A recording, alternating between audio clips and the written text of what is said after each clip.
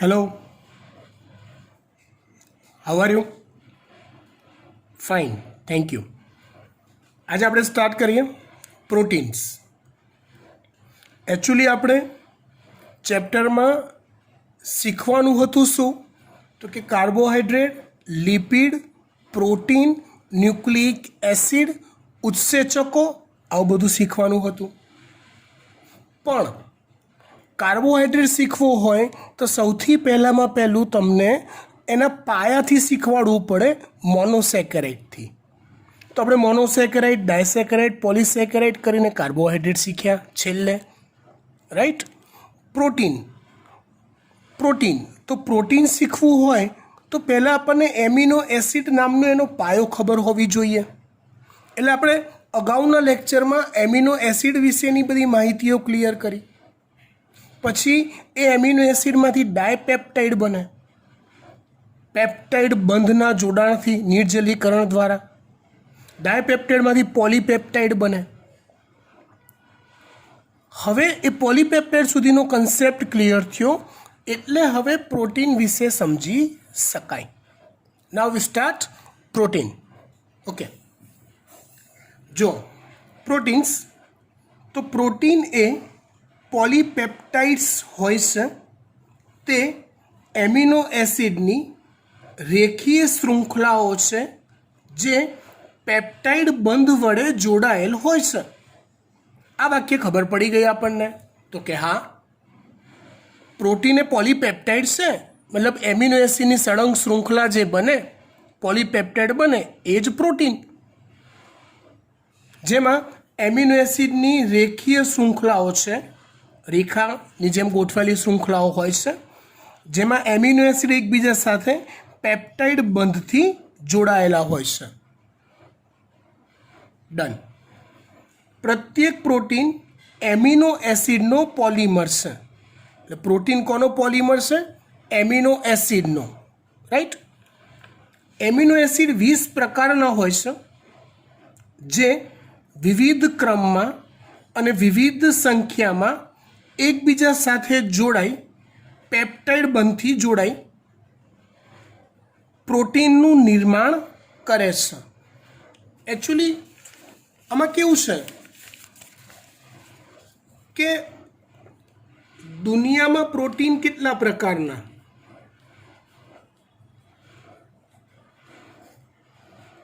Protein કેટલા પ્રકારના? તો કે અસંખ્ય, ન ગણી શકાય એટલા બધા ટાઈપના પ્રોટીન દુનિયામાં છે. આ પ્રોટીન 20 પ્રકારના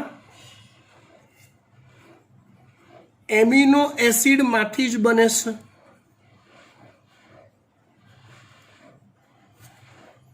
સવાલ એ થાય કેવી રીતે બને?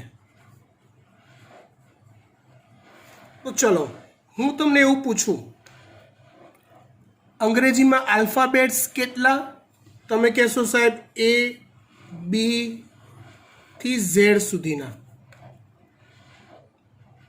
રાઈટ. ચલો, કેટલા છે આલ્ફાબેટ્સ ટોટલ? 21, 25, 26. ગણી લો, યાદ હોય ના હોય, રાઈટ. તો આ A to Z છે, એમાંથી ટોટલ કેટલા શબ્દો બને? હું આવો સવાલ તમને પૂછું તો તમે જવાબ શું આપશો? તો કે સાહેબ એવા શબ્દો ગણવા બેસાય, ડિક્શનરીઓ આખી ભરાઈ જાય તો અમુક શબ્દો બાકી રહે. અનહદ, અઢળક, અસંખ્ય શબ્દો બને, હે ને? યસ. એ જ રીતે આ 20 અલગ અલગ એમિનો એસિડ છે. ગ્લુટામિક એસિડ,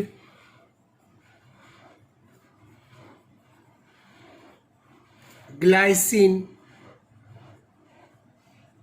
એલેનિન, મિથિયોનિન વગેરે વગેરે. આવા ઘણા બધા 20 પ્રકારના અલગ અલગ એમિનો એસિડ છે. જે અલગ અલગ ક્રમમાં અલગ અલગ સંખ્યામાં એકબીજા સાથે જોડાયા કરે પેપ્ટાઇડ બનતી, અને જોડાઈને શું કરે તો કે અસંખ્ય અલગ અલગ પ્રકારના પ્રોટીન બનાવે. જેમ સ્પેલિંગો કેટલા બને આલ્ફાબેટ્સમાંથી, તો કે આલ્ફાબેટ્સ એકબીજા સાથે અલગ અલગ ક્રમમાં અલગ અલગ સંખ્યામાં જોડાઈ અલગ અલગ અનેક પ્રકારના શબ્દો બનાવે, સ્પેલિંગ્સ બનાવે. એવી જ રીતે એમિનો એસિડ 20 પ્રકારના છે આવા અલગ અલગ, એકબીજા સાથે પેપ્ટાઇડ બનતી જોડાય, અલગ અલગ ક્રમમાં જોડાય, અલગ અલગ સંખ્યામાં જોડાય, તો અલગ અલગ અલગ અલગ એવા અસંખ્ય પ્રકારના પ્રોટીન બનાવી શકે. બરાબર. એ ભિન્ન ક્રમમાં અને ભિન્ન સંખ્યામાં જોડાઈ અસંખ્ય પ્રકારના પ્રોટીન બને છે.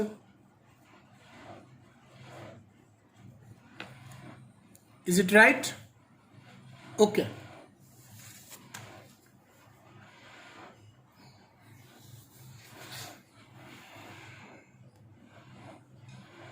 એમિનો એસિડ 20 પ્રકારના હોય છે, જે વિવિધ ક્રમમાં અને વિવિધ સંખ્યામાં એકબીજા સાથે પેપ્ટાઇડ બનતી જોડાઈને પ્રોટીનનું નિર્માણ કરે છે. ડન. આથી પ્રોટીન વિષમ પોલિમર છે. પોલિમર 2 પ્રકારના હોય, એક સમ પોલિમર અને બીજા વિષમ પોલિમર. દાખલા તરીકે હું તમને કહું સ્ટાર્ચ, કાર્બોહાઈડ્રેટ છે સ્ટાર્ચ, તો સ્ટાર્ચમાં આવેલા એ પણ પોલિમર છે, પણ પોલિમરમાં બધા જ અણુઓ કોના છે તો કે ગ્લુકોઝના છે. પોલિમરમાં બધા જ અણુઓ કોના છે તો કે ગ્લુકોઝના છે. સમજો, તો બધા જ અણુ ગ્લુકોઝ ગ્લુકોઝ ગ્લુકોઝ ગ્લુકોઝ જ છે, માટે સ્ટાર્ચ કેવો પોલિમર કહેવાય તો કે સમ પોલિમર કહેવાય. જ્યારે કોઈ બી XYZ પ્રોટીન લઈ લો તો પ્રોટીનમાં અણુઓ કયા તો કે એમિનો એસિડ ની આવી શૃંખલા હોય, પણ આ બધા એમિનો એસિડ એક સરખા પ્રકારના થોડા છે. કંઈ દરેકમાં યાદ કરો, દરેક ઓલા એમિનો એસિડમાં આરમાં તફાવત હોય છે આલ્કલી શૃંખલામાં. Is it? ઓકે. એટલે એમિનો એસિડમાં આવેલા પ્રોટીનમાં આવેલા વિવિધ એમિનો એસિડ જે છે વિવિધ પ્રકારના હોય છે, ને માટે એને કેવો પોલિમર કહેવાય છે? વિષમ પોલિમર કહેવાય છે. સમજી ગયા? ઓકે.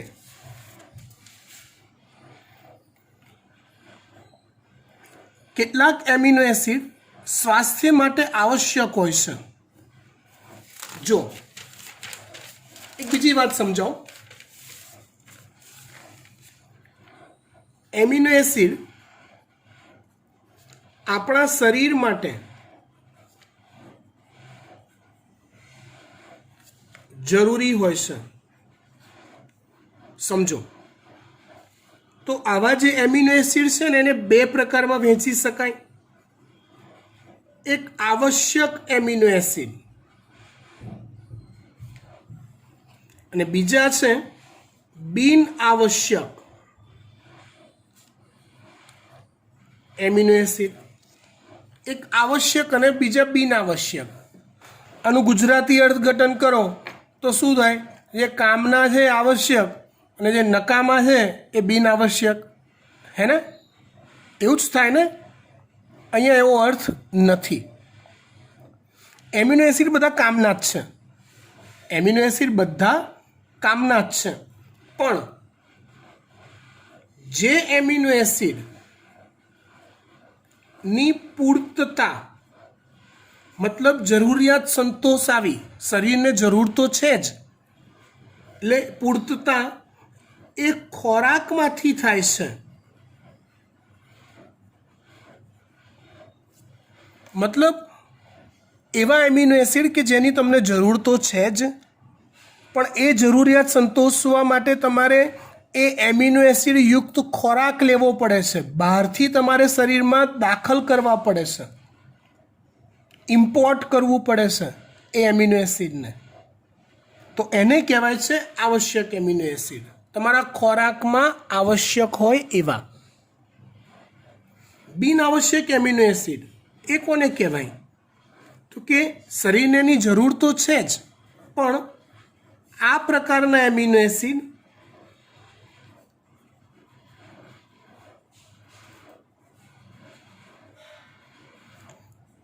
શરીરમાં ચાલતી ચયાપચયની પ્રક્રિયા દરમિયાન આપમેળે સર્જાય છે, શરીરમાં જ સર્જાય છે. મતલબ એવા એમિનો એસિડ છે કે જેના યુક્ત તમારે ખોરાક લેવો પડતો નથી. શરીરને જરૂર છે, હા છે, તો શરીર જાતે જ બનાવી લે છે ભાઈ. શરીર એ એમિનો એસિડનું પ્રોડક્શન જાતે જ કરી લે છે, તો એવા એમિનો એસિડને કહેવાય છે બિન આવશ્યક. અને જો એમિનો એસિડ શરીર ઉત્પાદન નથી કરી શકતું તો એવા એમિનો એસિડ તમારે ખોરાકમાંથી લેવા પડે, હે ને. એકચ્યુઅલી પ્રોસેસ કેવી હોય? તમે જે ખોરાક ખાઓ છો ને રોજિંદો, એ ખોરાક પ્રોટીન સભર હોય છે.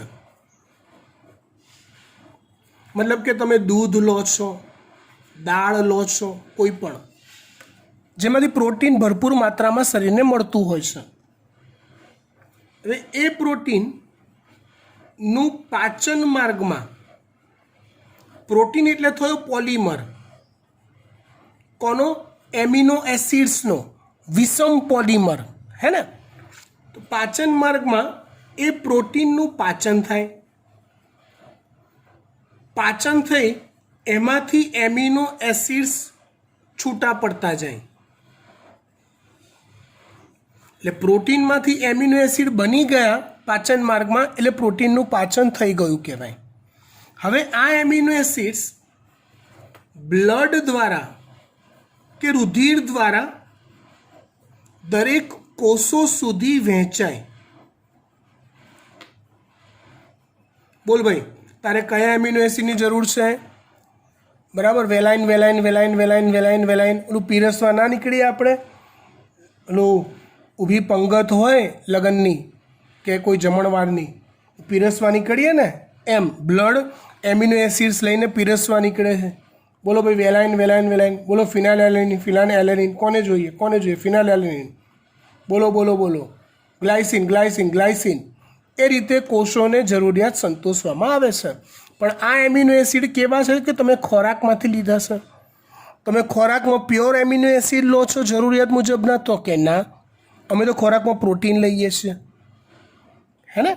એ પ્રોટીનનું પાચન માર્ગમાં પાચન થાય, એ પાચન થયા પછી પાચનના અંતે એમાંથી એમિનો એસિડ્સ છૂટા પડે, એ એમિનો એસિડ્સ બ્લડમાં જાય અને બ્લડ એની જરૂરિયાત મુજબ વહેંચણી કરે. કોની વાત કરી? આ આવશ્યક એમિનો એસિડની. બિન આવશ્યકમાં એવું કશું છે નહીં, શરીર જાતે બનાવી લે છે, જાતે પોતાનું કામ પૂરું કરી દેશે. ઓકે, મૂળ વાત પર આપણે આવીએ પાછા. કેટલાક એમિનો એસિડ સ્વાસ્થ્ય માટે આવશ્યક હોય છે, જેની પૂર્તતા ખોરાક દ્વારા થાય છે.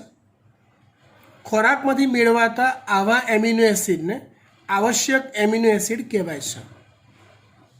કેટલાક એમિનો એસિડ શરીરમાં ચયાપચયની પ્રક્રિયા દ્વારા ઉત્પન્ન થાય છે, જેની આહારમાં હાજરી અનિવાર્ય નથી. આવા એમિનો એસિડને બિન આવશ્યક એમિનો એસિડ કહે છે. ક્લિયર? પ્રોટીનના કાર્ય. તો કોષરસ પટલમાંથી પોષક દ્રવ્યોની અવરજવર પ્રોટીનને આભારી છે. તમને આની આગલા ચેપ્ટરનું કોષરસ પટલ યાદ હોય તો યાદ છે? કોષરસ પટલ ઓલું ફોસ્ફોલિપિડનું બનેલું હોય, આવા ઝુમખા હતા, યાદ હોય તો. અને પછી ઓલા પ્રોટીન આવતા હતા, અંતર્ગત, બહિર્ગત, સપાટીય, એ પ્રોટીન દ્રવ્યોની અવર જવરમાં મહત્વનો ભાગ ભજવતા હતા. એ પ્રોટીન દ્રવ્યોની અવર જવરમાં મહત્વનો ભાગ ભજવતા હતા. યાદ છે? નું સાનુકૂલિત પ્રસરણ આવતું હતું, સક્રિય વહન આવતું હતું. તે પ્રોટીન દ્વારા થતું હતું ને, વાહક પ્રોટીન દ્વારા. ઓકે,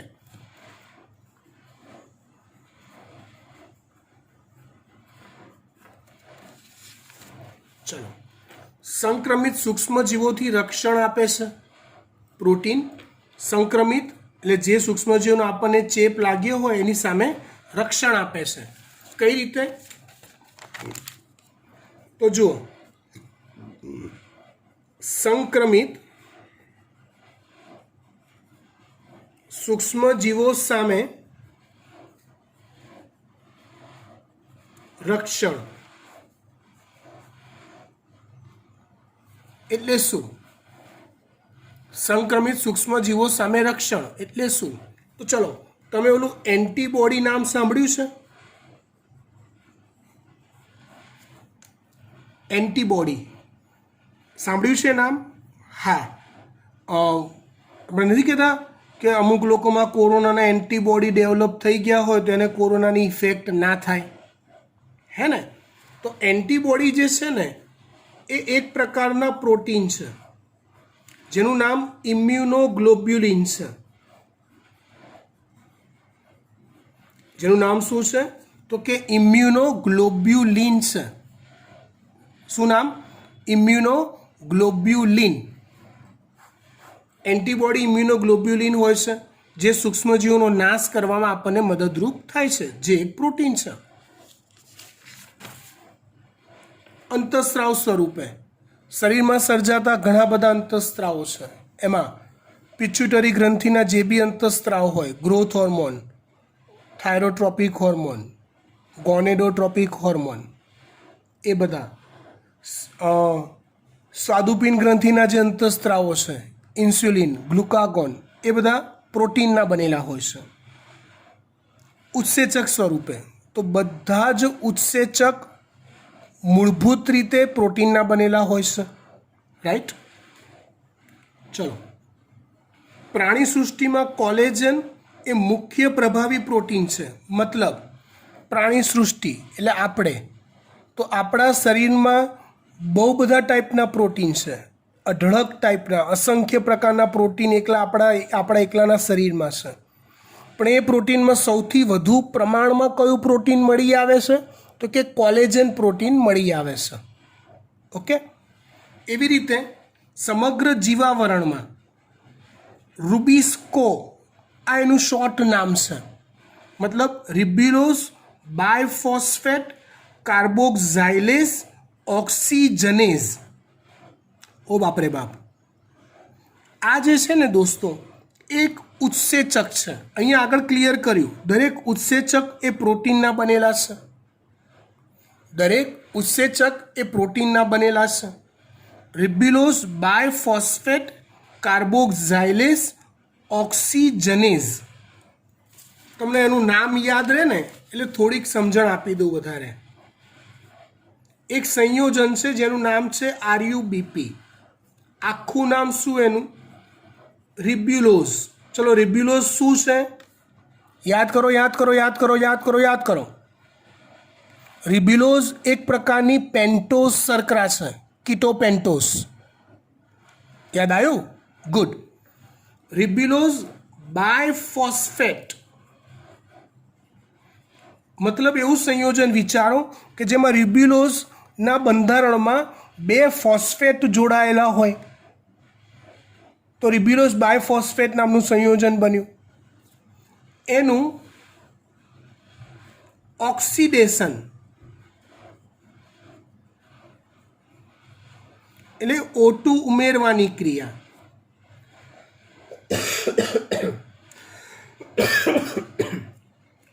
અને કાર્બોક્સિલેશન એટલે કે CO2 ઉમેરવાની ક્રિયા. આ બંને પ્રક્રિયાઓ એક ઉત્સેચક કરી શકે છે, કરે છે. એ ઉત્સેચકનું નામ હું અત્યારે એક્સ કહી દઉં તો એક્સ ઉત્સેચક આરયુબીપીનું ઓક્સિડેશન પણ કરી શકે છે અને એક્સ ઉત્સેચક આરયુબીપીનું કાર્બોક્સિલેશન પણ કરી શકે છે. તો એક્સનું નામકરણ કરો, એને કંઈક નામ આપો. તો આપી દઈએ. નામ આપ્યું આરયુબીપી એટલે કે ribulose bi phosphate. Ribulose bi phosphate carboxylase મતલબ કાર્બોક્સિલેશન કરે છે એવો ઓક્સિજનેસ ઓક્સિડેશન કરે છે એવો. ખબર પડી ગઈ? ડન. ઓકે. તો એ મુખ્ય પ્રભાવી પ્રોટીન છે. એટલે સમગ્ર સજીવ સૃષ્ટિમાં સૌથી વધારે કયું પ્રોટીન મળી આવે છે? તો કે રૂબિસ્કો મળી આવે છે. કેમ? તો કારણ કે રૂબિસ્કો જે છે ને બેટા એ વનસ્પતિમાં હરિતકણની અંદર મળી આવતો ઉત્સેચક છે.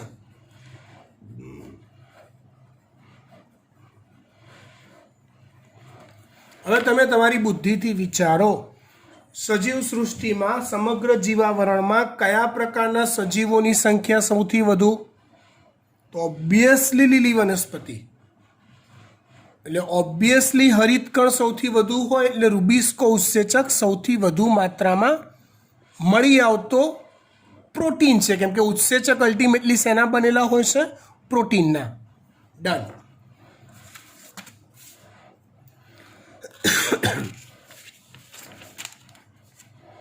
ટોપિક પૂરો. ત્યાર પછી વાત કરીએ પ્રોટીનની સંરચના.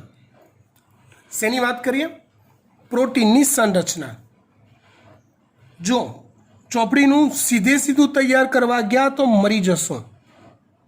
મેં ક્યાંક આપણા પૈકી કેટલાક બાળકોનું એવું ઓબ્ઝર્વ કર્યું છે કે હું તમને ટેક્સ્ટબુકના પેજ જે અત્યારે આજે લખું છું ને બેટા, આ બધું એ પર્પઝ એ છે કે તમારે ચોપડીની થિયરી જ્યારે તૈયાર કરવાની છે ત્યારે આ મુજબ કરવાની તો પૂરેપૂરા માર્ક આવે. પણ તમારે સમજવા માટે, પૂરેપૂરું ડીપમાં સમજવા માટે આ અને આ એ બંનેને ભેગું કરવું પડશે.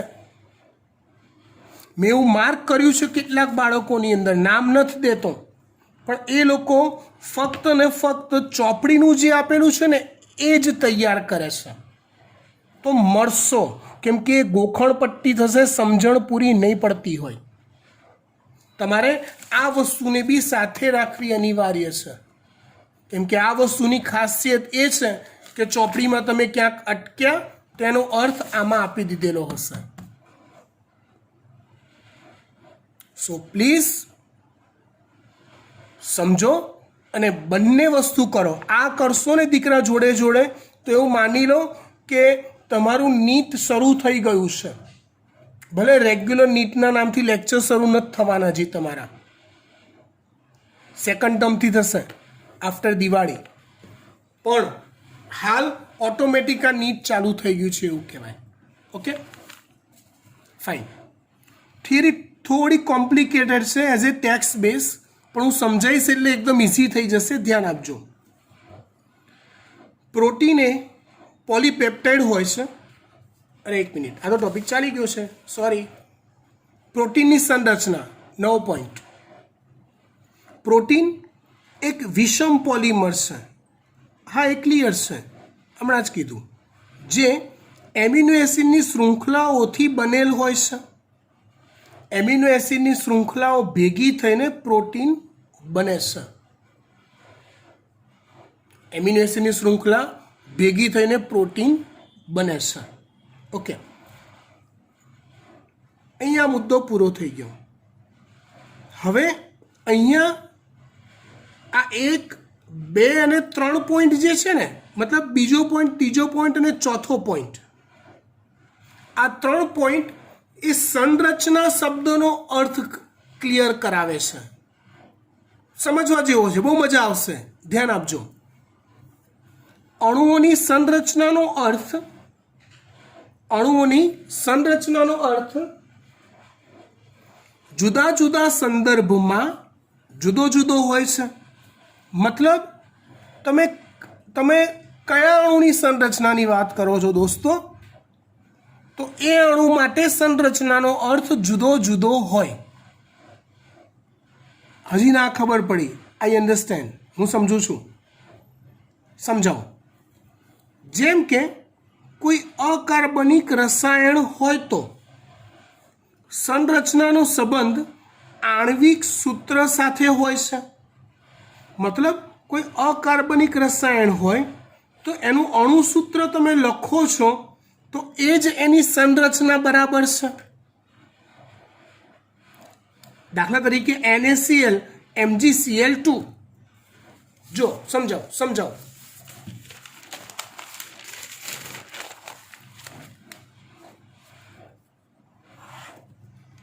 સંરચના બરાબર. હવે તમને એમ લખો NaCl એટલે તમે એવું કહેશો કે ભાઈ સોડિયમનો એક પરમાણુ, ક્લોરીનનો એક પરમાણુ, Na પછી ઓલી ખબર છે Cl વાળી ગોઠવણ આવે, Cl ઓલી ત્રિપરિમાણ, તો NaCl લખો એટલે તમને ખબર પડી જાય. MgCl2 તો તમે શું વિચારો, એક અણુમાં Mgનો એક પરમાણુ, ક્લોરીનના બે પરમાણુ એકબીજા સાથે જોડાયેલા છે આયનિક બંધથી. મતલબ આટલું લખો ને તો એ એનું સંરચના સમજ્યા બરાબર થાય. સમજો કે ભાઈ અકાર્બનિક અણુ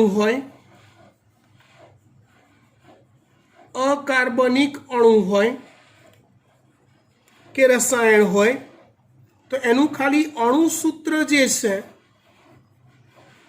એ એની સંરચના સમજ્યા બરાબર છે. મતલબ એનું અણુસૂત્ર જાણો એ જ કાફી છે એની સંરચના સમજવા માટે, આવું કહેવા માગે છે. હે ને? Okay, fine.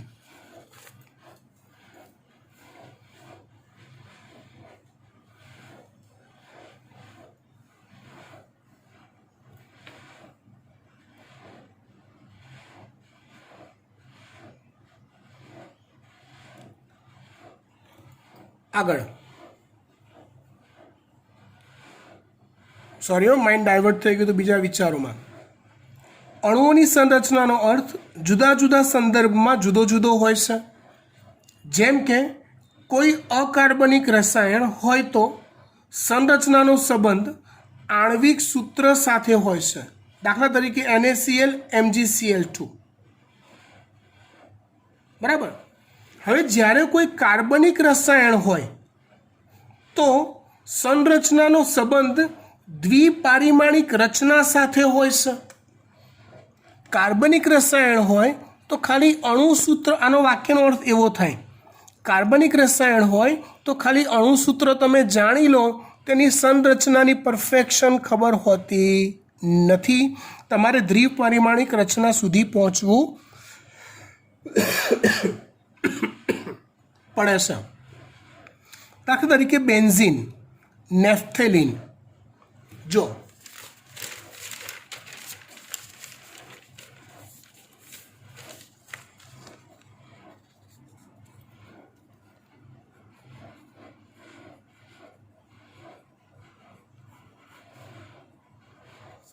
બેન્ઝીન, તો બેન્ઝીનનું અણુસૂત્ર હું તમને કહું, કાર્બનિક અણુઓની વાત છે. તેનું અણુસૂત્ર તમને ખબર છે કેમિસ્ટ્રીમાં, C6H6. તો બોલો આ અણુસૂત્ર પરથી તમે એના ગુણધર્મો, એની સંરચના સમજી શકો ના? કેમ કે આનો અર્થ તો 6 કાર્બન સાથે 6 હાઇડ્રોજન જોડાયેલા છે. તો શું આ રીતે હશે? Carbon hydrogen, carbon hydrogen, carbon hydrogen, આવું હશે? ના ભાઈ ના. એનું બેન્ઝીનમાં તો આવું હોય છે, જુઓ યાર. હે ને? આવું હોય. આ દરેક ખૂણા બરાબર કાર્બન થાય, રાઈટ. પછી એક છોડીને એક દ્વિબંધ હોય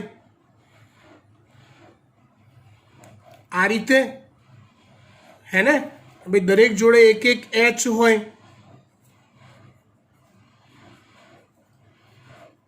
આ રીતે. તો તમારે એના દ્વિપરિમાણિક સૂત્ર સુધી પહોંચવું પડે તો તમને સમજણ પડે એની સંરચના વિશે. ખાલી અણુસૂત્રથી કામ બને નહીં. દેશી ભાષામાં અકાર્બનિક રસાયણ તો અણુસૂત્ર કાફી છે એની સંરચના સમજવા માટે. કાર્બનિક રસાયણ તો તમારે દ્વિપરિમાણિક રચના સુધી પહોંચવું પડે. ચલો,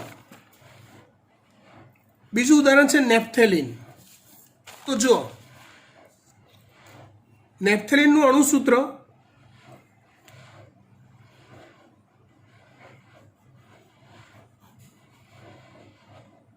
C10H8 છે. આમાં તમને હાંધાની હૂજ ના પડે કે આ કેવું હશે આ સ્ટ્રક્ચર. આગળ તો ચલો NaCl તો સમજણ પડી ગઈ. આમાં એ સંયોજક, કેમ કે આમાં સંયોજકતાનું સેટિંગ આવી જાય યાર. સોડિયમ એક સંયોજકતા પ્લસ, ક્લોરીન એક સંયોજકતા માઇનસ, તો પ્લસ માઇનસ એક એક સેટિંગ થઈ જાય. આમાં તમને તાળો જ ના મળે. નેપ્થેલિન જે છે એમાં આવી બેન્ઝીન જેવી બે રિંગ હોય છે.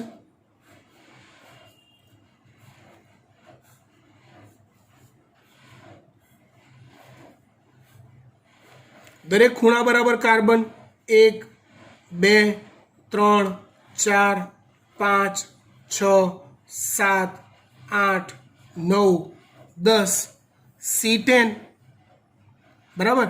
એક છોડીને એક દ્વિબંધ, જેમાં અહીંયા તો આવે જ આ જગ્યાએ કન્ફર્મ, બરાબર. પછી આને છોડી દો અહીંયા, આને છોડી દો અહીંયા, આને છોડી દો અહીંયા છે જ, આને છોડી દો અહીંયા, આને છોડી દો અહીંયા, આ રીતે.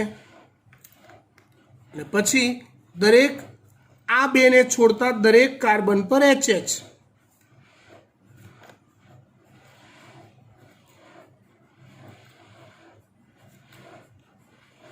C10H8 naphthalene. મતલબ તમારે દ્વિપરિમાણિક સૂત્રો સુધી પહોંચવું પડે, ખાલી અણુસૂત્રથી કામ ના બને. એવી રીતે ફિઝિક્સ જે છે એ આણ્વીય સંરચનાને ત્રિપરિમાણીય, ખબર છે તમારા ફિઝિક્સના સર XYZ અક્ષ બતાવે તમને 3 અક્ષે, તો એ સ્તરે સમજાવે. જ્યારે બાયોલોજી જે છે એ પ્રોટીનની સંરચનાને 4 સ્તરીય વ્યક્ત કરે છે. એ 4 તબક્કાઓમાં પ્રોટીનની સંરચના સમજાવે છે, 4 સ્ટેપમાં. ક્લિયર? ઓકે. કયા 4 સ્ટેપ? તો પ્રાથમિક પ્રોટીન, દ્વિતીયક પ્રોટીન, આની પાછળના પેજમાં મેં લખ્યું છે તૃતીયક પ્રોટીન અને ચતુર્થક પ્રોટીન.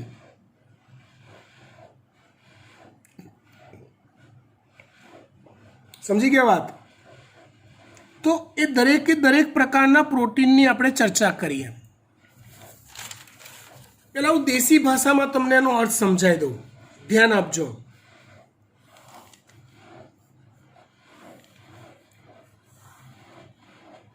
ધ્યાન આપજો. પ્રાથમિક પ્રોટીન એટલે શું?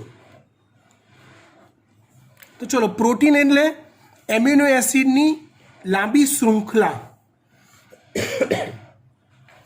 એ શૃંખલાને આવી એક રેખા તરીકે ધારી લો. એમિનો એસિડ, પછી પેપ્ટાઇડ બંધ, એમિનો એસિડ, પેપ્ટાઇડ બંધ, એમિનો એસિડ, પેપ્ટાઇડ બંધ, એમિનો એસિડ, પેપ્ટાઇડ બંધ, એમિનો એસિડ, પેપ્ટાઇડ બંધ. પેપ્ટાઇડ બંધ કેવો હોય એ ભૂલી ગયા હો તો ગયા લેક્ચરનું તમે પેપ્ટાઇડ બંધ જોવાની છૂટ છે. CONH બંધ આવતો હતો, જોઈ લેજો. તો આવી એક સળંગ શૃંખલા જે બને ને એને પ્રાથમિક પ્રોટીન કહેવાય. હવે ધારો કે હું પ્રાથમિક પ્રોટીન બનાવું છું, તો એની ડાબી બાજુનો જે છેડો છે ડાબી બાજુનો, ત્યાં જે પહેલો એમિનો એસિડ હોય એને પ્રથમ એમિનો એસિડ કહેવાય. જમણી બાજુનો છેડો આ, ત્યાંનો જે એમિનો એસિડ હોય લાસ્ટ વન એને અંતિમ એમિનો એસિડ કહેવાય.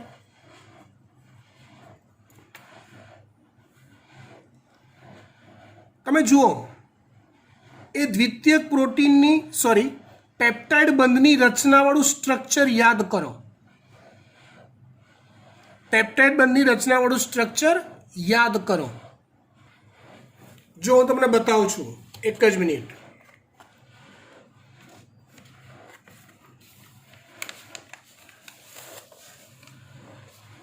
યસ, આ એક એમિનો એસિડ છે, આ બીજું એમિનો એસિડ છે, રાઈટ. તો એ બંને જોડાય તો આ એમિનો એસિડનો આ એમિનો સમૂહ, આનો આ કાર્બોક્સિલિક એસિડ સમૂહ, બીજા એમિનો એસિડનો આ એમિનો સમૂહ, આ એનો કાર્બોક્સિલિક એસિડ સમૂહ. તો બે એમિનો એસિડ જ્યારે જોડાતા હોય ત્યારે પહેલાંનો કાર્બોક્સિલિક એસિડમાંથી OH અને બીજાના એમિનો સમૂહમાંથી H, આ રીતે H2O દૂર થાય ને જોડાણ બંધ જે પેપ્ટાઇડ બંધ આવે એ આ C અને N વચ્ચે આવે. મતલબ બંને એમિનો એસિડના કાર્બોક્સિલિક અને એમિનો આ બંને સમૂહો વચ્ચે પેપ્ટાઇડ બંધ આવે છે. સમજી લો બરાબર, જોઈ લો હું શું કહું છું, જોઈ લો. હવે ધારો કે અહીંયા ત્રીજો એમિનો એસિડ હોય, ત્રીજો, તો શું થશે? તો કે આનો આ COOH અને એના પછીના એમિનો એસિડનો એમિનો, એ બંને અહીંથી જોડાશે, અહીંયા પેપ્ટાઇડ બંધ બનશે. આમ તમે આખી લાંબી સળંગ શૃંખલા વિચારો. તો આખી શૃંખલામાં આ બાજુના છેડાવાળો પ્રથમ એમિનો એસિડ છે ને એનો એમિનો સમૂહ ફ્રી હશે, પેપ્ટાઇડ બંધમાં ન જોડાયેલો હોય એવો. અને આ બાજુનો જે છેલ્લા છેડાનો એમિનો એસિડ આવશે, રાઈટ સાઈડનો, જમણી બાજુનો, એનો COOH, એ એમિનો એસિડનો COOH સમૂહ મુક્ત થશે પેપ્ટાઇડ બંધ વગરનો. સમજો છો હું શું કહેવા માગું છું? આ થયું ડાયપેપ્ટાઇડ.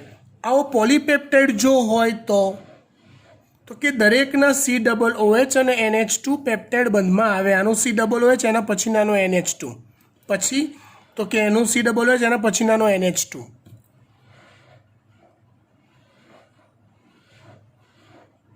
આવશે જ. પણ આખી શૃંખલામાં ડાબી તરફનો જે પહેલો એમિનો એસિડ હશે એનો એમિનો સમૂહ પેપ્ટાઇડ બંધમાં નહીં હોય, અને જમણી શૃંખલાનો જે છેલ્લો એમિનો એસિડ આવશે એનો COOH સમૂહ પેપ્ટાઇડ બંધમાં નહીં હોય. ડન? ઓકે.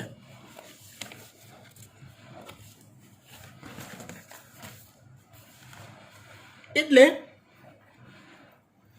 આ જે પ્રથમ એમિનો એસિડ છે ને, બરાબર, એ છેડાને N ટર્મિનલ કહેવાય છે. શું કહેવાય? N ટર્મિનલ, મતલબ એમિનો સમૂહ મુક્ત હોય એવો છેડો. અને અંતિમ એમિનો એસિડમાં કાર્બોક્સિલિક એસિડ સમૂહ મુક્ત હશે ને, માટે એને કહેવાય છે, એ છેડાને કહેવાય છે C ટર્મિનલ. બાકીના બધા વચ્ચેના કાર્બોક્સિલિક અને એમિનો સમૂહ પેપ્ટાઇડ બંધમાં કનેક્ટેડ થઈ ગયા હશે. એ ખાલી પહેલાનો એમિનો બાકી હશે એટલે N ટર્મિનલ, છેલ્લાનો COOH બાકી હશે એટલે C ટર્મિનલ. આ વાત થઈ પ્રાથમિક પ્રોટીનની. બરાબર. હવે ચલો પહેલા પ્રાથમિક પ્રોટીન સમજી લઈએ. ધ્યાન આપજો. એમિનો એસિડ વિવિધ ક્રમમાં અને વિવિધ સંખ્યામાં જોડાતા બનતી સળંગ રેખીય રચનાને પ્રાથમિક પ્રોટીન કહે છે, જેમાં પ્રથમ ક્રમનો એમિનો એસિડ, દ્વિતીય ક્રમનો એમિનો એસિડ જેવી સૂક્ષ્મ ઓળખ મેળવી શકાય છે. પહેલો કયો એમિનો એસિડ જોડાયેલો છે, બીજા નંબરનો એમિનો એસિડ કયો છે, કેમ કે દરેકે દરેક પ્રોટીન દીઠ આ એમિનો એસિડના ક્રમમાં ફેરફાર હશે, સંખ્યામાં ફેરફાર હશે, તો એ જાણી શકાય. પ્રાથમિક પ્રોટીનની એક સળંગ રેખાના ડાબા છેડે પ્રથમ એમિનો એસિડ અને જમણા છેડે અંતિમ એમિનો એસિડ જોવા મળે છે. હમણાં કીધું એ રીતે પ્રથમ એમિનો એસિડના છેડાને એન ટર્મિનલ, કેમ કે એમાં એમિનો સમૂહ મુક્ત હોય છે, અને તથા અંતિમ એમિનો એસિડના છેડાને સી ટર્મિનલ એમિનો એસિડ કહેવાય છે. ક્લિયર? ડન.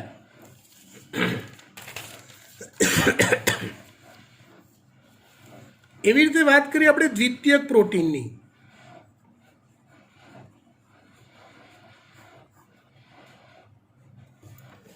આ એકવાર પાક્કું સમજી લો, બહુ જ આઈએમપી ટોપિક છે. આવતા લેક્ચરમાં હું પહેલાં તમને આ પ્રોટીન એક્ઝેક્ટલી કઈ રીતે બને છે ને એ નીટના પર્પઝથી છે, પણ તમને હું હાલ સમજાવી દઈશ.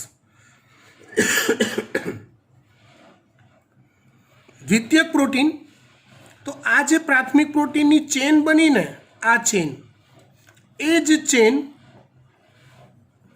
આવી કુંતલ આકારે અમળાય, આવી કુંતલ આકારે અમળાય, અથવા આવા ગળીઓ અને પાશ સ્વરૂપમાં ફેરવાય. આ કહેવાય ગળી, અને આ જે ખાડો બને છે ને એ ખાડાને કહેવાય છે પાશ. આવા ગળી અને પાશ સ્વરૂપમાં ફેરવાય. સમજો, દ્વિતીયક પ્રોટીનની આવી કુંતલાકાર રચનાઓ બને. આ જ છે, પહેલાં આવું બની ગયું, એમાંથી પછી આ સ્વરૂપ બનાવ્યું, તો આ જે સ્વરૂપ બન્યા ને એને દ્વિતીયક પ્રોટીન કહેવાય. હવે જુઓ બેટા, આ સ્વરૂપ એઝ યુઝ્યુઅલ જાળવી રાખવું હોય ને તો વચ્ચે આવા જોડાણ કરતા બંધો આવે. આયનિક બંધ હોય જે આકાર જાળવી રાખે, વિખેરવા ના દે. તો પ્રાથમિક પ્રોટીન જ પછી દ્વિતીયક પ્રોટીનમાં કન્વર્ટ થાય છે. આપણા શરીરમાં જેટલા બી પ્રોટીન છે ને એ બધામાં જે કુંતલ વળે છે ને એ જમણી બાજુના વળાંકવાળું છે, આ જે છે ડાબી બાજુના વળાંકવાળું છે. આમ આ આપણા શરીરમાં નથી ક્યાંય, આ છે જમણી બાજુના વળાંકવાળા છે. સમજી ગયા વાત? ઓકે.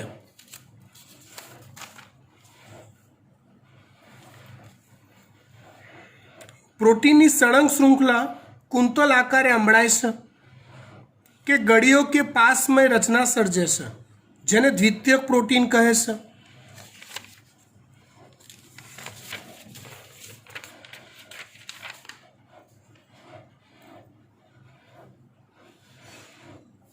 હવે દ્વિતીયક પ્રોટીન સંરચના ઊનના પોલા દડાની માફક વીંટળાઈને તૃતીયક પ્રોટીન બનાવે છે. એટલે ચલો હું કહું તૃતીયક પ્રોટીન.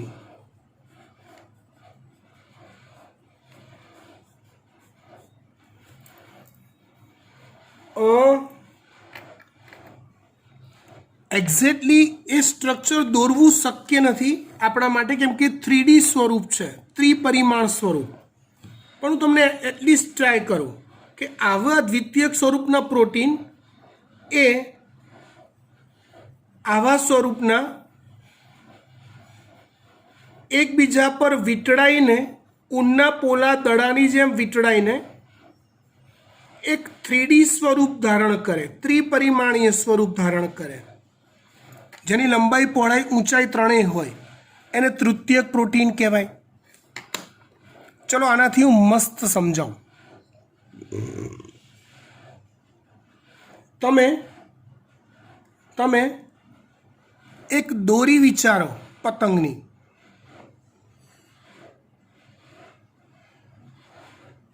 એ દોરીને વાંકી ચૂકી વાળો કે કુંતલ આકારે અમળાવો અને પછી એ અમળાવો ને આવું સ્વરૂપ આપો ને એટલે એમાં ખાલી 2D સ્વરૂપ થયું. એ પછી ઓલું જેમ આપણે ઓલું પિલ્લું વાળીએ ને એવું 2D સ્વરૂપની રચનાનું પિલ્લું વળે એકબીજા પર આમ, તો એક ત્રિપરિમાણીય રચના તૈયાર થાય, જેને કહેવાય છે તૃતીયક પ્રોટીન. સમજો, સીધી સાદી શૃંખલા પ્રાથમિક પ્રોટીન, એ કુંતલ આકારે અમળાય કે ગળીઓને પાસ રચાય દ્વિતીયક પ્રોટીન, એ ઊનના દડાની જેમ એકબીજા પર વીંટળાઈને 3D સ્વરૂપ ધારણ કરી લે તો તૃતીયક પ્રોટીન.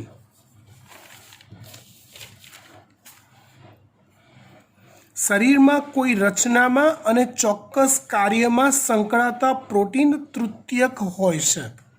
મતલબ તમારા બોડીમાં કોઈ કામ કરતું પ્રોટીન, દાખલા તરીકે હમણાં આપણે એવું કીધું કોષરસ પટલની અંદર વાહક પ્રોટીન હોય છે, તો એ વાહક પ્રોટીન કોઈ કામ કરે છે ને, હા, તે તૃતીયક સ્વરૂપના જ હોય. એટલે જે કામમાં આવતા પ્રોટીન છે એ સ્વરૂપ છે તૃતીયક સ્વરૂપ. માર્કેટમાં તમે કોઈ વસ્તુનું પ્રોડક્શન કરતા હો ફેક્ટરીમાં, તો રો મટીરિયલ અલગ હોય ને એમાંથી બનતી પ્રોડક્ટ અલગ હોય. તો જે રો મટીરિયલ છે ને એમાંથી ઘણી બધી પ્રોસેસ થઈને ઉપયોગી પ્રોડક્ટ બનતી હોય. તો અહીંયા એ રો મટીરિયલ એમિનો એસિડ છે, એમાંથી પ્રોસેસ કરીને પ્રાથમિક પ્રોટીન બનાવ્યું, સીધી ચેનવાળું આ બનાવ્યું, એમાંથી પ્રોસેસ કરીને પછી દ્વિતીયક પ્રોટીન બનાવ્યું શરીરે, ને એમાંથી પ્રોસેસ કરીને 3D સ્વરૂપનું તૃતીયક પ્રોટીન બનાવ્યું. આ કામમાં આવે છે. તમને શરીરમાં પ્રાપ્ય કોઈ બી પ્રોટીન હોય તો આ સ્વરૂપના હોય છે, પણ એના સ્ટ્રક્ચરની શરૂઆત અહીંથી થઈ હોય. રાઈટ. ત્યાર પછી ચતુર્થક પ્રોટીન. ચતુર્થક પ્રોટીન એટલે શું? તો સિમ્પલી તમને સમજાવો.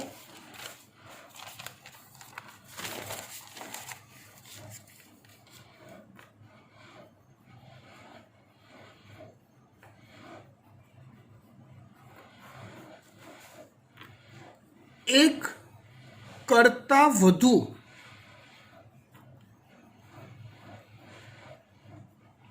પોલીપેપ્ટાઇડ શૃંખલા થી બનતી 3D રચનાને ચતુર્થક પ્રોટીન કહે છે. એક કરતાં વધુ પોલીપેપ્ટાઇડ શૃંખલાઓથી બનતી જે 3D રચના છે એને ચતુર્થક પ્રોટીન કહે છે. કંઈક આ રીતે સમજો. અહીંયા આ એક્સ્ટ્રા વર્ક થઈ ગયું હો, આ હોમવર્કમાં નહીં આવે. આવી એક શૃંખલા લઈ લઉં પ્રાથમિક પ્રોટીનની, આવી એક કરતાં વધુ શૃંખલા થઈ ગઈ પ્રાથમિક પ્રોટીનની, તો આ પ્રાથમિક પ્રોટીન પ્રાપ્રો, એમાંથી દ્વિતીયક પ્રોટીન બને એ આમ જોડાયેલી હોય શૃંખલાઓ, તો આવી ગળીઓ અને પાશ બને બંનેની, તો આમાંથી જ બન્યું આ દ્વિતીયક પ્રોટીન. ને એમાંથી ઊનના પોટલા જેવું જે 3D સ્વરૂપ બને, બંને શૃંખલાઓ ભેગી મળીને ટોટલ 3D સ્વરૂપ જે બને એને તૃતીયક પ્રોટીન ના કહેવાય, એને સીધું ચતુર્થક પ્રોટીન કહેવાય.